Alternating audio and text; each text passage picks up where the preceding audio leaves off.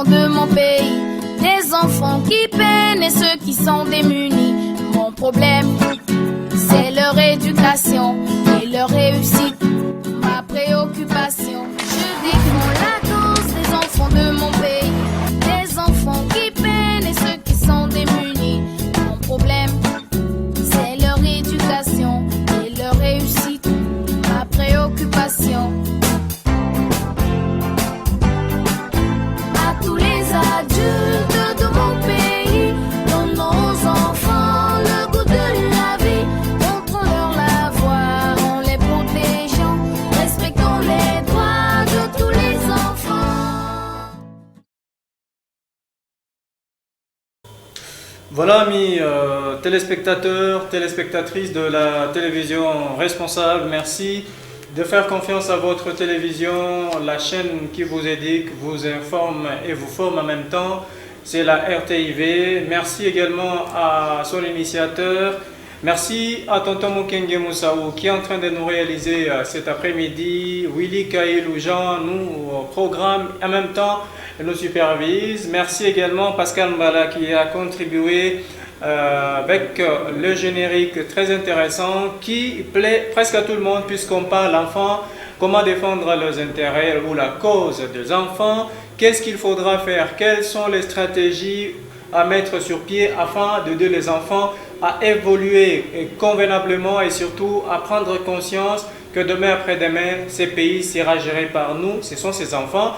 Voilà pourquoi nous avons pris la ferme décision de servir ces enfants, bien sûr, de la ville de Lubumbashi, de la province du Katanga. Nous serons dans cette émission avec M. Joey de programme communautaire pour le développement, bien sûr, de l'enfant accusé de sorcellerie. Tonton Mukenge, permettez qu'on prenne une transition musicale afin de récupérer notre invité qui est déjà dans nos murs. Merci et on revient tout de suite.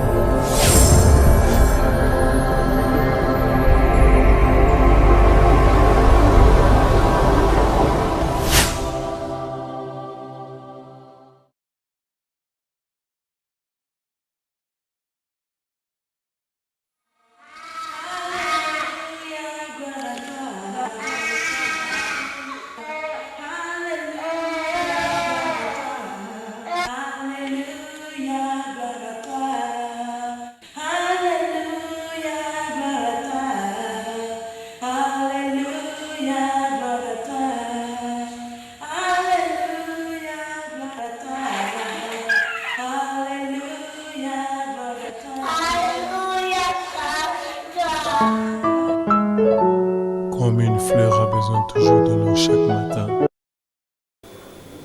Voilà, merci Tonton Mukenge Moussaou. Comme je le disais tout à l'heure, Top Enfant, c'est votre émission, l'émission de tout le monde.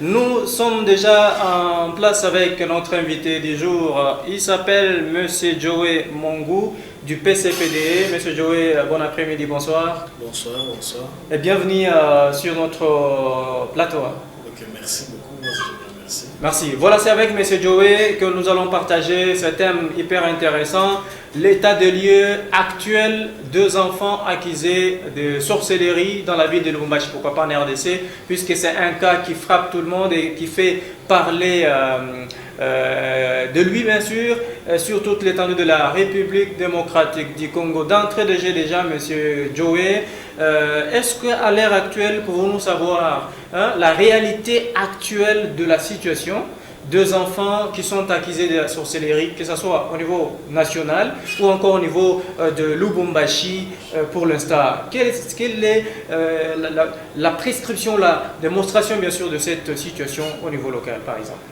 Merci de m'avoir accordé la parole. Merci. La première chose, je voulais commencer par parler de PCPD. PCPD qui signifie Programme communautaire pour la protection des droits des enfants.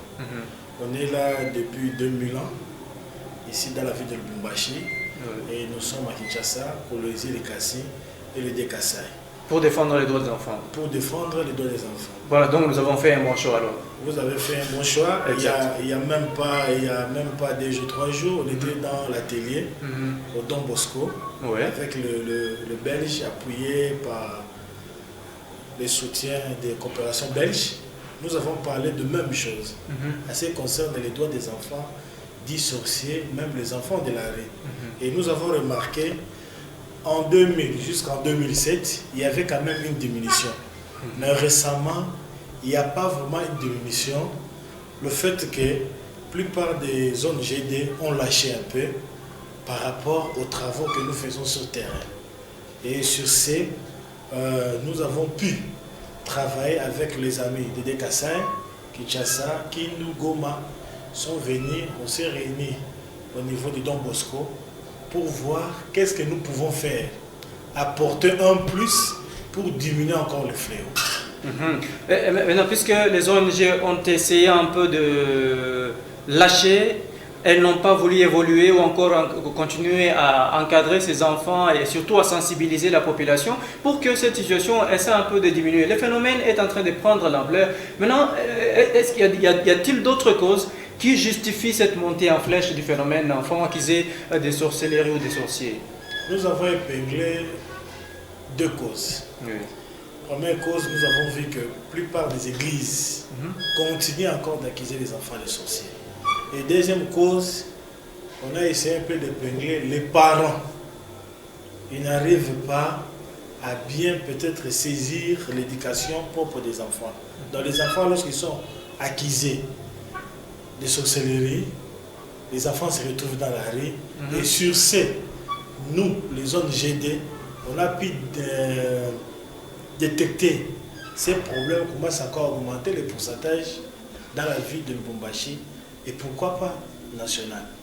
Et vous avez remarqué que dans certaines églises qui ne se respectent pas, quand même, on continue à accuser les enfants de sorcellerie, ainsi de suite. Mais vous, en tant que programme là, qui milite bien sûr pour que les droits des enfants soient respectés dans cet angle-là, qu'est-ce que vous avez pu faire pour que ces églises-là ne persévèrent pas en accusant les enfants des sorciers, par exemple? Ensemble avec les amis, dans notre atelier, nous avons dit, nous serons obligés de descendre sur le terrain, raconter des autorités ecclésiastiques pour leur faire voir. Parce que quand nous parlons des églises, nous avons plusieurs confessions religieuses. Il n'y a pas seulement l'église des réveils, il n'y a pas Kimbanguiste, il n'y a pas ça. Nous regardons toutes les églises. Alors, nous avons vu que parmi les églises qui acquisent, qui parlent des enfants sorciers, nous, notre objectif, descendre sur le terrain, parler avec eux, leur montrer qu'il y a d'autres enfants qui ne sont pas des sorciers. Peut-être la maladie, peut-être les problèmes sociaux. Vous comprenez? C'est ce qu'on a pu tenir compte.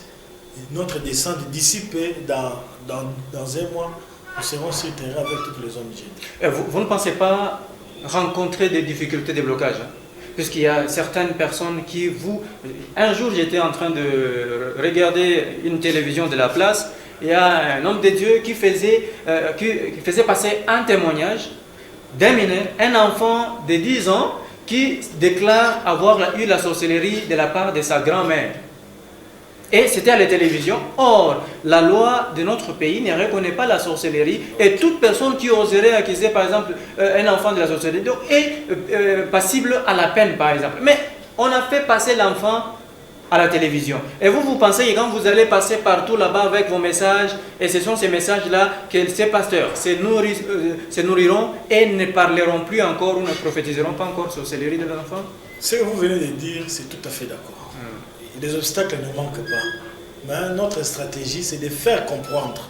Parce que nous savons que la spiritualité est toute autre chose. Un pasteur peut déclarer l'enfant est sorcier. Mais en réalité, c'est que nous plaidons, nous les hommes GD, nous savons que parmi les pasteurs, d'autres n'ont pas la notion scientifique. Vous comprenez? Ils ont reçu le Saint-Esprit pour déclarer un pasteur. Mais la notion scientifique, nous sommes des parents. On a la facilité de détecter si l'enfant a la malaria. On a la facilité de détecter si l'enfant a faim. Mais les autres personnes ne détectent pas. Directement, ils trouvent la facilité de déclarer l'enfant est sorcier. C'est ça notre objectif. Faire voir aux serviteurs de Dieu, de toutes les églises, avant de déclarer l'enfant sorcier, tout en étant sage. Parce que la parole de Dieu dit, la voix de Dieu ne divise pas. Mais quand vous déclarez quelqu'un sorcier, c'est ça que la famille se divise. Monsieur Joey, entre nous soit dit quand même, pourquoi seulement les enfants handicapés? Puisque dans la catégorie là, des enfants qui sont accusés de sorcellerie, il n'y a que les enfants handicapés, physiques ou mentaux, les enfants vulnérables. Il y a même d'autres enfants, on dirait donc les orphelins par exemple, ceux-là qui ont perdu leurs parents, ainsi de suite. Ce sont ces enfants-là qui sont soupçonnés beaucoup plus de la sorcellerie que les enfants qui sont normaux, qui marchent bien, qui mangent bien, ainsi de suite. Pourquoi une telle façon de voir les choses, par exemple? Merci pour la question. Cette catégorie, on a même énuméré aussi les handicapés, on a même projeté des films dans la télé, les handicapés, les enfants mal formés, les enfants orphelins. Moi qui vous dis ici, j'ai été orphelin à l'âge de 8 ans. Ah bon? J'ai perdu les parents, j'ai été acquis. C'était un oncle qui m'a élevé maternel. Ah, celui-là ne t'a pas accusé de sorcellerie? Il ne m'a pas accusé de la sorcellerie, mais je ne peux pas raconter mon histoire de tout ce que j'ai vécu. Exactement. Mais nous avons un enfant où nous avons encadré dans les PCPD. Il avait témoigné. L'enfant a quitté Kassai à l'âge de 9 ans. Imaginez Kananga, Dilolo, jusqu'à arriver ici à Lubumbashi. Pourquoi? Les parents étaient divorcés. Il est parti rester chez sa grand-mère. Sa grand-mère a directement déclaré que tu es sorcier. Aujourd'hui, je vous dis, cet enfant est en G1 à ISP. Ah bon? Vous comprenez? Nous l'avons encadré. Le père salésien l'a encadré. Aujourd'hui, il est à G1. Il n'y a même pas 4 mois. La grand-mère qui avait déclaré le petit est sorcier, il est ici à Lubumbashi. Il voit le petit à bonne santé. Qu'est-ce qu'il a déclaré? Je n'avais pas les moyens. C'est pourquoi c'est pour cela que j'étais obligé de déclarer que tu es sorcier. Mais quelque part là, c'est normal, puisque lui, apparemment, il n'était même pas homme de Dieu, il n'avait aucune puissance pour détecter que l'enfant contenait quelque chose. Pourquoi nous disons ça? Nous disons ça, le parent, les familles qui amènent les enfants dans des églises. On ne peut pas refuser à prier. Prier, c'est bien. Mais quand vous priez, il faut avoir l'esprit de Dieu. D'autres familles, d'autres parents, c'est comme s'ils sont agités. Et sache que détecter quelqu'un spirituellement, quand vous avez l'esprit de Dieu, c'est facile. C'est aussi difficile. Vous comprenez? C'est pour cela que j'ai bien dit, quand vous m'avez bien suivi, il y a des enfants, oui, ils peuvent être sorciers, mais comment les accompagner? Parce que nous avons 2 rôles. L'enfant peut être sorcier. Comment donner les conseils à un pasteur? Prendre cet enfant. Parce que la Bible nous dit c'est l'amour. Oui. Parce que tous ces enfants ont besoin de jouir de leur amour. Quand il n'y a pas l'amour, dis-moi mon frère, il n'y aura pas une solution. Mais il y a des enfants que nous avons réintégrés dans leur famille à cause de l'amour. On les a appelés. Les sorciers, nous les prenons au fur du temps qu'on évoluait. Si vous partez aujourd'hui à Katouba, on a réussi avec le père salésien de Don Bosco. Beaucoup d'enfants étaient accusés de sorcellerie. PCPD, accompagné avec d'autres hommes GD. Nous avons aidé beaucoup d'enfants.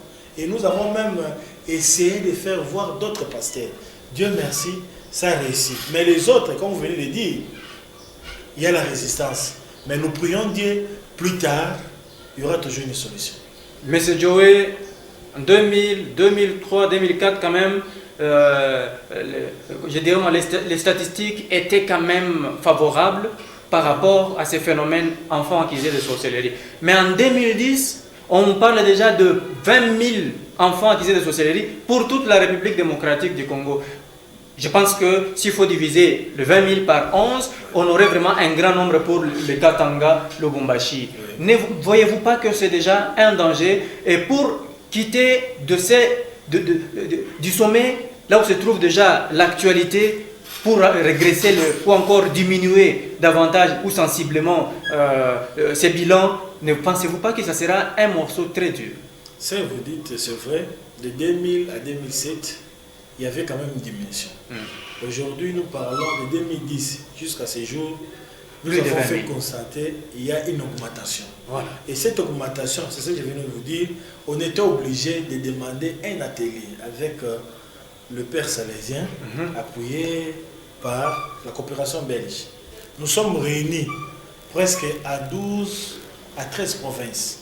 Les amis de qui étaient ici, nous avons énuméré, épinglé pourquoi les taux ont augmenté.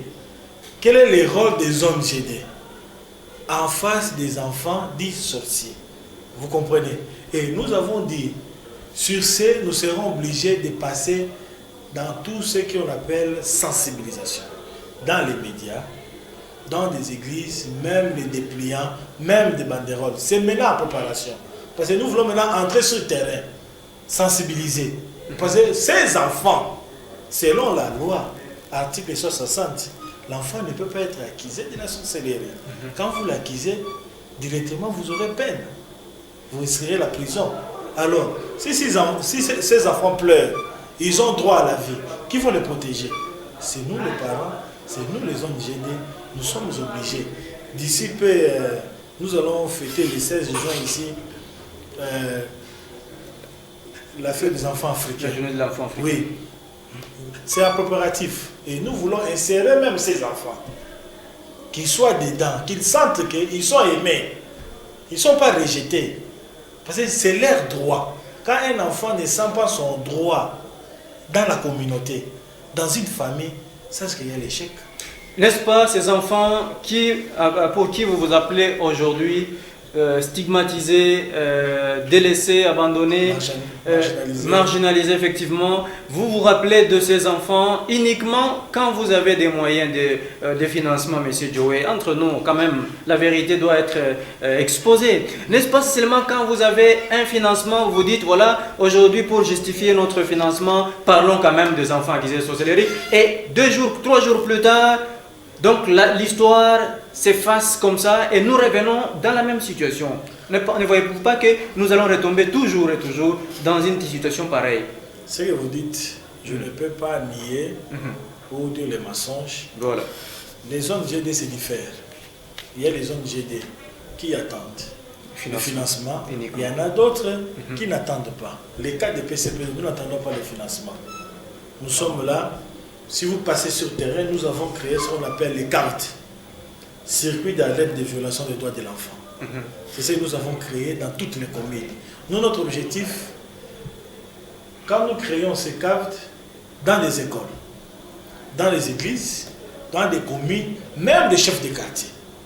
Parce que c'est un circuit. Quand il y a un cas, directement on nous fait signe. Nous descendons. Nous, on n'a pas peur. Quand nous prenons l'enfant pour le réintégrer dans une famille ou dans une communauté, nous approchons les parents. Même s'il est compliqué, même s'il décide. Dans notre cas, aujourd'hui, son Excellence, le juge Emery Founa, on était avec lui à la télé, c'est lui qui s'occupe des droits des enfants au niveau de la justice. Tribunal pour l'enfant, oui. Tribunal pour l'enfant. Il nous a tout expliqué. Si vous arrivez que les parents compliquent, que l'enfant soit réintégré, que l'enfant soit orienté, ça sera maintenant entre la main de la justice. Mais ce que nous déplorons aussi, la plupart des zones GD ne comprennent pas l'essence de ce travail, l'essence de l'objectif. Je ne suis pas venu accuser les zones GD, mais je suis venu dire ce qui est réel. Rien que la vérité, oui. Rien que la vérité. Voilà. C'est ça. Et maintenant, vous voyez les enfants qui sont accusés de sorcellerie, chassés de la maison, Mais vous avez pris l'initiative de conscientiser ces enfants et les parents pour que les enfants rentrent dans leurs familles respectives. Oui. Monsieur Joey, c'est pas facile. C'est Un pas enfant facile. qui a accusé de sorcellerie, mais vous le prenez encore, vous le remettez dans sa famille. Est-ce que vous pensez qu'il va accepter là où on l'a d'abord tabassé sérieusement, on l'a introduit, je sais pas, on l'a plongé dans un fût d'eau, ainsi de suite, on le brûlait le main. Imaginez-vous un peu. Vous dites, nous l'avons vécu. Quelles sont les stratégies pour arriver à convaincre et les enfants et les parents aussi, puisque les parents... Les stratégies sont nombreuses. Il y a d'autres stratégies que nous amenons pour les enfants, auprès de leur famille. On commence d'abord par plaider, demander les pardons. Vous comprenez? Parce que ce n'est pas facile, si vous voulez le dire. Nous l'avons vécu avec les PCPD. Qu'une famille, au niveau de Lubumbashi, ils ont complètement refusé. Si vous venez avec cet enfant, vous verrez la suite. Nous, on est tous spirituels, on est des hommes sur le terrain des droits de l'enfant, nous défendons les enfants. D'autres stratégies, nous passons par les autorités de la place. Les commandants en place qu'on vient de nommer il y a 6 mois, le colonel Mayo, innocent, il nous accompagne partout pour les droits des enfants. Quand les parents nous compliquent, nous arrivons au niveau du tribunal, les avocats, ils sont censés, pour les droits des enfants, ils viennent, ils convoquent même les parents pour leur faire voir les droits, la loi. Et si les parents ne veulent pas comprendre, tu as accusé ton enfant qui est sorti. C'est facile qu'on t'arrête. C'est toi qui vas payer peut-être les amendes. Mais rien n'empêche, nous avons aussi évoqué à l'atelier, attention, il y a des enfants, on arrête les parents, ses frères, ses sœurs peuvent aussi avoir un mauvais cœur contre cet enfant. Mais c'est ça le problème. Non? Tout aussi, on a étudié comment arranger pour que la famille soit totalement apaisée et calme, pour que cet enfant soit réintégré. Les garde-fous. C'est ça.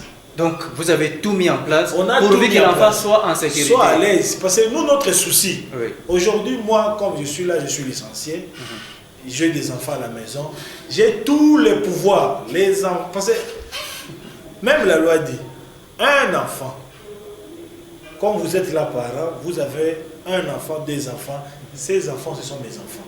J'ai droit à les protéger. Okay. C'est ça notre rôle de PCPD et les hommes GD qui s'occupent des droits des enfants. Vous avez la même mission, mais semble-t-il aussi que le PCPD est, je dirais moi, limité. Hein? C'est-à-dire quoi? Vous vous intéressez beaucoup plus aux enfants qui sont dans la ville et non pas les enfants qui sont au village, puisque vous ne savez pas ce qui arrive là-bas. Hein? À Kibouchi par exemple, à Manono, là vous ne connaissez pas, qu'est-ce qui se passe? Les enfants qui sont accusés de sorcellerie là-bas, ils sont mis entre le feu. Il y a des histoires, des pratiques vraiment insupportable. Mais vous n'arrivez pas là-bas. Comment est-ce que vous allez sensibiliser toute cette masse-là? À un moment donné aussi, ce qui nous fait défaut, manque de moyens. Faites les pieds. Pourvu que vous arriviez à atteindre quand même toute la population de la province. Ça, vous dites, moi je ne disconviens pas. Dans nos projets de réintégration, nous sommes en train d'écrire avec nos pères de Don Bosco, voir comment est-ce qu'on peut entamer tous les coins de la République. Il y avait même le père Jean-Claude de Goma de Don Bosco, il a même demandé si nous pouvons aussi arriver à Goma faire cet atelier. Là c'est catastrophique, la situation de Goma d'abord. Quand il a demandé, on a déjà senti. On a senti. Parce que là-bas c'est mélangé. Les enfants qui ont connu les guerres, les enfants qui ont connu les guerres, les mêmes enfants-là, sont accusés de la sorcellerie. Parce qu'ils vu les moyens sociaux. Vraiment. Maintenant, qu'est-ce qui reste comme défi à relever à l'heure actuelle, M. Joey? À l'heure actuelle, ce qui reste comme défi à relever, nous demandons seulement à nos autorités de nous soutenir pour que ces enfants soient dans leurs droits. Parce qu'à un moment donné, nous sommes bités à un grand problème. Les pommes que nous avons bités avec ça, les pommes, peut-être, si je dis des finances, beaucoup de gens diront, les hommes aiment toujours l'argent. Toujours l'argent. C'est parmi aussi. Et je pouvais être la première personne à dire ça. Voilà. Parmi aussi les volets qui nous inquiètent. Mais nous avons la volonté d'aider ces enfants dans leurs droits dans notre pays. Donc la volonté existe, maintenant il faut le soutien des autorités par exemple pour que vous arriviez à concrétiser réellement cette volonté, donc extérioriser la volonté que vous avez déjà. Voilà. Quel conseil a donné M. Joey à tous les responsables qui nous ont suivis du début jusqu'à la fin par rapport à ces phénomènes pour essayer un peu d'arrêter l'hémorragie, hein? Qu'on n'ait pas encore d'autres enfants sur la rue, sur le place publique, tout simplement puisqu'on les acquise des sorcelleries. Les conseils que je peux donner, je donne le conseil à tous les parents. Tous les parents doivent protéger leurs enfants dans toutes les conditions selon la loi et selon les écrits bibliques. Parce que l'enfant a droit de jouer, l'enfant a droit d'étudier. D'ailleurs, dernièrement, entre parenthèses, on avait fait constat au niveau des cités Carac, dans d'autres coins, les enfants vendent même jusqu'à l'heure tardive. On a essayé de conscientiser les parents. Il y a un temps que l'enfant peut être à l'extérieur. Il y a un temps, l'enfant peut être devant la télé, même le journal. Moi, mon souci, que tous les enfants aient leurs droits dans ces pays et pourquoi pas l'éternité. Merci beaucoup, M. Joey, et merci surtout pour votre disponibilité. Hein. Merci, moi aussi je vous remercie. Voilà, mesdames et messieurs, voilà comment s'achève cette émission Top Enfant sur la télévision responsable. Vous avez compris, la problématique ici, c'est l'acquisition des enfants de sorciers. Aujourd'hui, les enfants ne savent pas respirer, ne savent pas évoluer. Tout simplement puisqu'ils sont rejetés, abandonnés, marginalisés, traumatisés même par leurs parents, les membres des familles. Quand ils ont perdu leurs parents, c'est-à-dire automatiquement ces enfants savent où ils ont amené la chair de ses parents. Je me pose la question, comment doit-on prendre la chair pour l'amener quelque part? Point d'interrogation. La loi congolaise ne reconnaît pas la sorcellerie. Donc, toute personne qui oserait accuser l'enfant, ni moins encore une autre personne de la sorcellerie, donc la personne en question est passible à une peine bien déterminée par la loi en la matière. Donc c'est ce qu'il faudra retenir pour cet après-midi. Il ne faut jamais oser accuser l'enfant de sorcellerie. Si vous l'accusez ou encore vous l'avez amené chez un homme de Dieu qui a prié, qui a décelé réellement l'enfant possède une fausse, mais que cet homme de Dieu ne puisse pas vous permettre de chasser l'enfant, mais qu'il vous aide à soigner l'enfant, puisque la sorcellerie, on comprend que ça doit être une maladie spirituelle. Donc il faudrait prier pour que l'enfant reste dans la maison, mais tout en n'ayant pas cette force-là. Voilà ce qui est beaucoup plus intéressant, important. Pour l'instant, vous devez vraiment vous souder coude à coude afin de lutter contre ces phénomènes. Évitons d'augmenter encore les chiffres, les taux de ces enfants qui doivent passer de 20 000 à peut-être aujourd'hui, là, en 2015, on parlerait de 30 000 ou 35, pourquoi pas. Donc nous devons réduire sensiblement ce nombre, ces bilans qui doivent peut-être revenir même à 2, pourquoi pas à 0. Donc c'est ça les soucis que nous avons. Merci à tout le monde, à tous ceux-là qui nous ont suivis. Merci à Monseigneur Dodingo Ikalumba, qui est aussi activiste de droits des enfants, puisqu'il en a les soucis dans l'ONG Moussada. Merci à tous ceux-là qui encadrent les enfants dans des conditions favorables. Pas les ONG, je ne salue pas les ONGD qui bouffent l'argent sur le tête des enfants. Monsieur Joey, permettez-moi de le dire ainsi. Mais quand même, je suis en train de saluer toutes les ONGD qui s'intéressent à l'enfant, à l'encadrement des enfants. Prochainement, on parlera, puisque nous avons beaucoup de sujets, on va évoquer d'autres sujets. Avec bien sûr votre permission, nous sommes obligés de nous arrêter là-bas. Merci à Tonton Mukenge, merci à Willy Kailo pour nous avoir programmé et supervisé. Prochain rendez-vous mardi à la même heure sur la même chaîne. Au revoir. Merci beaucoup. Ainsi, moi aussi, j'ai besoin.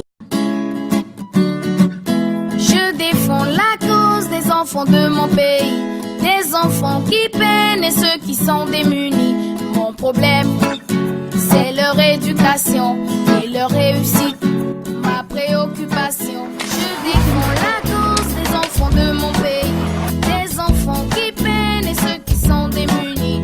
Mon problème, c'est leur éducation et leur réussite, ma préoccupation. À tous les adultes